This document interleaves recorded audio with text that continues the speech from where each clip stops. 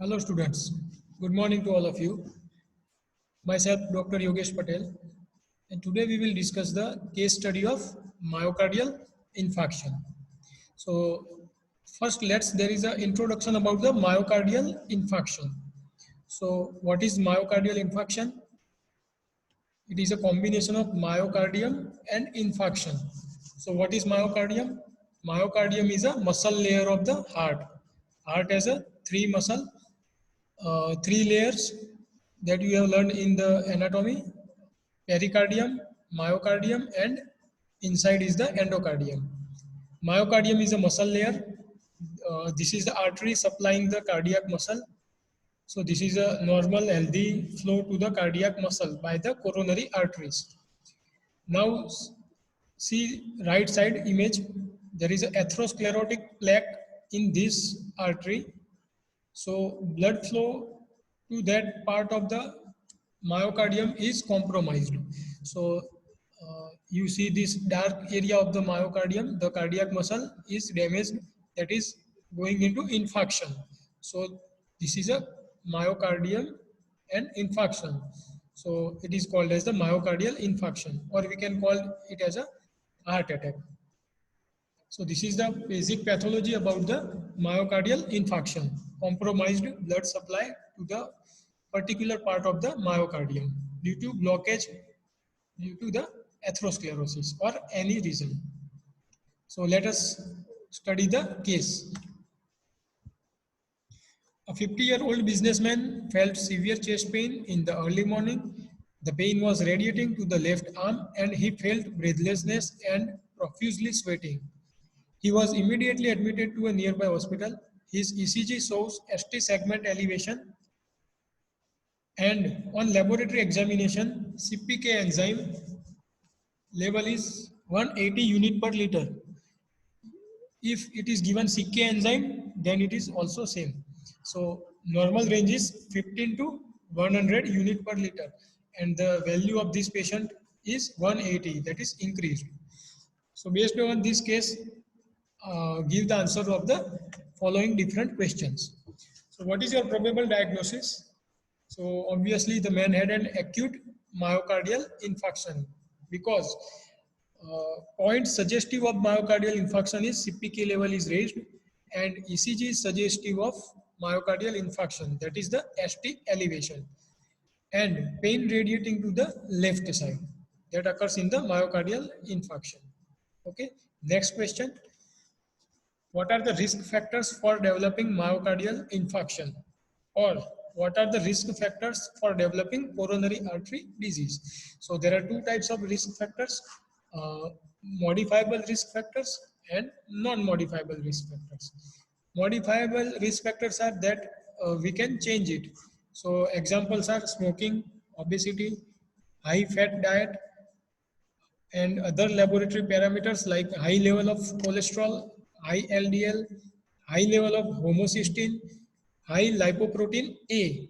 Remember, this is a lipoprotein small a and not lipoprotein capital A. This lipoprotein capital A is HDL. So remember this. And increased level of highly sensitive C-reactive protein, that is HSCRP. These are new markers. So increased level of all these markers are risk factor for the coronary artery disease and myocardial infarction. Non-modifiable factors are family history, age of the patient, and male sex. So these are the non-modifiable risk factors. We cannot modify them. So these are the total risk factors divided in modifiable and non-modifiable. Next question. Mention other investigations relevant to this case. So which are the other investigations you can do in myocardial infarction? You can do cardiac specific troponins like troponin T and troponin I, myoglobin, LDH, and AST. Okay, so these are the enzymes LDH and AST. You can measure in this case of suspected myocardial infarction. But LDH, myoglobin, and AST are non-specific to myocardial infarction, because these are increased in other conditions also. Question number 4, when does the CK enzyme level increased? So CK enzyme can be increased apart from myocardial infarction. It is increased in muscular dystrophy. So total CK enzyme estimation is done in muscular dystrophies, and CK have three isoenzymes. Among them, CKMB. CKMB isoenzyme is estimated in case of suspected myocardial infarction. Why CKMB? We will learn in the next question of the isoenzymes. Question number 5. What are the isoenzymes of CK enzyme or CPK enzyme? It is a dimer enzyme. It has two subunits, M and B. M codes for the muscle, B codes for the brain. So three isoenzymes are there. CK1 is CKBB, that is B for brain. So it is present in brain. CKMB, that is CK2, that is the heart. And CKMM, it is CK3. So MM is skeletal muscle.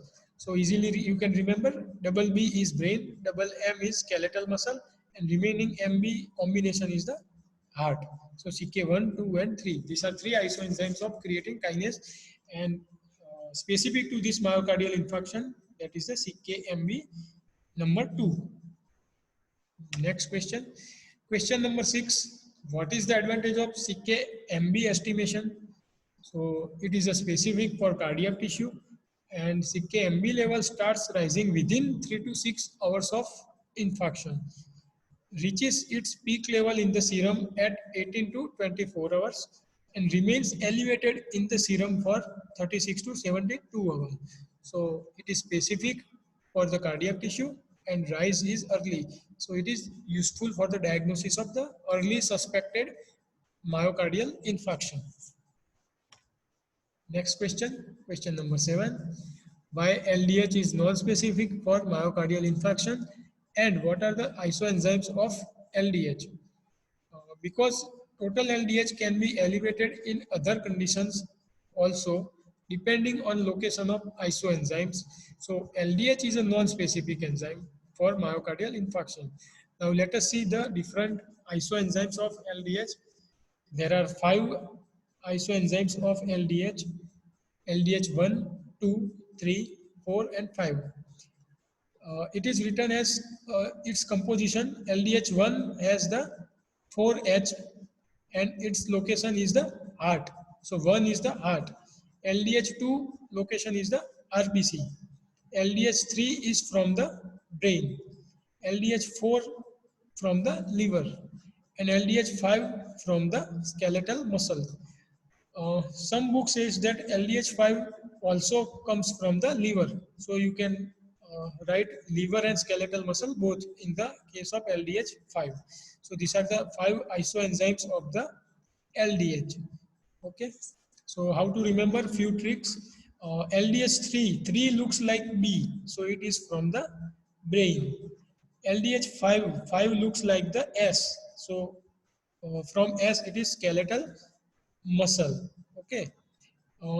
LDH2, you can put one standing line in front of 2 and it becomes the R. So it is RBC, and remaining number 1 is the heart. So these are the types of few isoenzymes of LDH. Next question number 8. What is flipped pattern of LDH? Normally, what is there? LDH2 concentration in the blood is greater than LDH1. But in myocardial infarction, this pattern is reversed. That is, LDH1 is increased greater than LDH2. So this is called as the flipped pattern of the LDH, where there is a LDH1 is increased than LDH2. That occurs in myocardial infarction. Okay. Next question. Question number 9. Mention the use of enzymes as therapeutic agents in this case.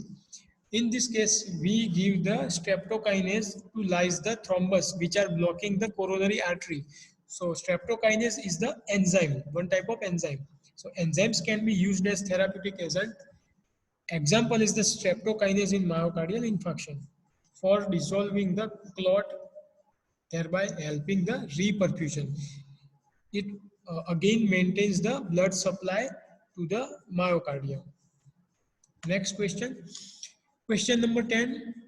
Why CKMB is more specific than LDH? We have already seen because CKMB is elevated in MI because CKMB is the specific to the cardiac tissue, and LDH is elevated in other conditions also. For example, hemolytic anemia, hepatocellular damage, myocardial infarction, muscular dystrophy, and carcinomas. So LDH increased level is not suggestive of only myocardial infarction because it is increased in all these conditions. So LDH is non-specific and CKMB is specific. Next question, 11. Which advice should be given to the patient by the doctor? So patient should take the diet with low cholesterol, and patient should exercise regularly.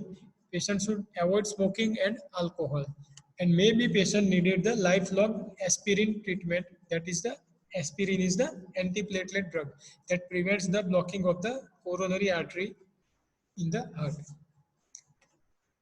Next question number 10. What are the different timelines of important cardiac markers? This is important for the interpretation of the graph that we will see in the next slide.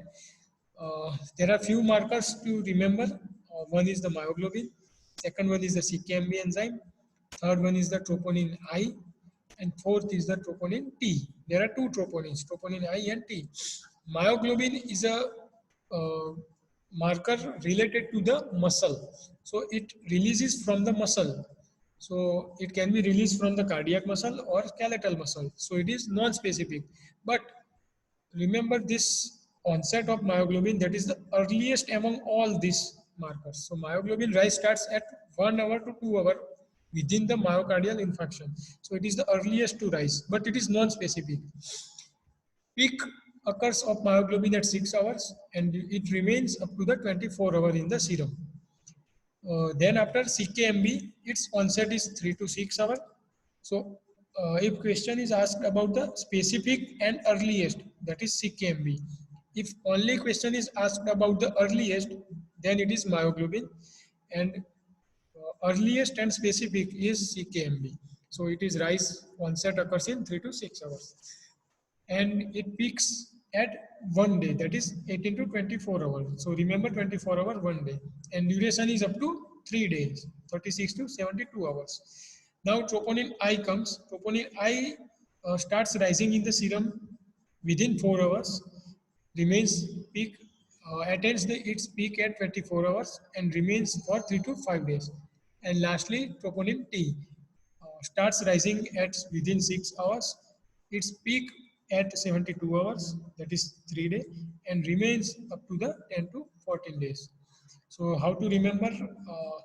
First is myoglobin, second is CKMB, third one is troponin I because I comes before T, so troponin I, and lastly troponin T. Remember the onset: myoglobin 1 hour, CKMB 3 hour, troponin I and T 4 and 6 hours. Peak of the myoglobin is 6 hours, CKMB 24 hours, troponin I same 24 hours, and troponin T 72 hours. And up to what time these markers remains in the blood, in the serum? So myoglobin remains up to 24 hours, that is the 1 day. CKMB is up to 72 hours. Troponin I, that is 3 to 5 days, and troponin T is 10 to 14 days. So let us see and interpret the graph of these cardiac markers according to their level and time. So this is the graph that can be asked in the sporting or Viva. So this is the timeline, that is the hours 0, 20, 40, 60, 80, 100, 160. This is the hours after the at the 0 is the acute onset of myocardial infarction, and this is the time after the myocardial infarction, and this is the upper limit of the normal of these cardiac markers. Okay, so let us interpret it.